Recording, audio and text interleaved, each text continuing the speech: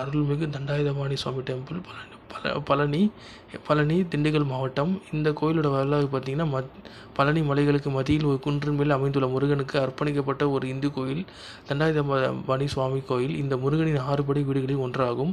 இந்த கோயில் சங்க இலக்கியமான திருமுருகாற்றுப்படையில் திரு ஆவின்குடி என்று குறிப்பிடப்பட்டுள்ளது. இந்து புராணங்களின்படி அகஸ்திய முனிவரின் உத்தரவின் பேரில் கைலாசத்திலிருந்து இடும்பன் இந்த மலையை எடுத்து சென்று பழனியில் தற்போதைய இடத்தில் வைக்க முருகனால் செய்யப்பட்டது. பின்னர் நாரத முனிவர் கைலாசத்தில் சிவனை சந்தித்து ஞான பலத்தை சிவன் தனது 2 மகன்கள் யார் உலகை 3 முறை சுற்றி வருகிறார்களோ அவருக்கு அதை வழங்க முடிவு செய்தார். சவாலை ஏற்றுக்கொண்ட முருகன் தனது மயில் பவனி மீது உலகம் முழுவதும் தனது பயணத்தை தொடங்கினார்.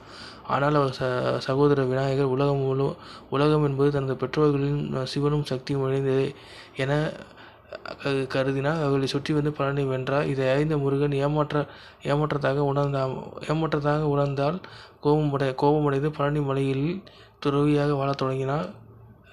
கர்ப்பகிரகத்தில் ஒரு முருகன் சிலைக்கு சித்தர்களில் ஒருவரான போக முனிவரால் நவபாஷணம் எனப்படும் மூலிகையின் கலவையிலிருந்து பிரதிஷ்டை செய்யப்பட்டதாக நம்பப்படுகிறது. கிபி 2ஆம் மற்றும் 5ஆம் நூற்றாண்டுகளுக்கு இடையில் சேரர்களால் இந்த கோயில் கட்டப்பட்டது. மேலும் பல ஆண்டுகளாக பல்வேறு ராஜ்ஜியங்களும் பல முறை விரிவுபடுத்தப்பட்டுள்ளது.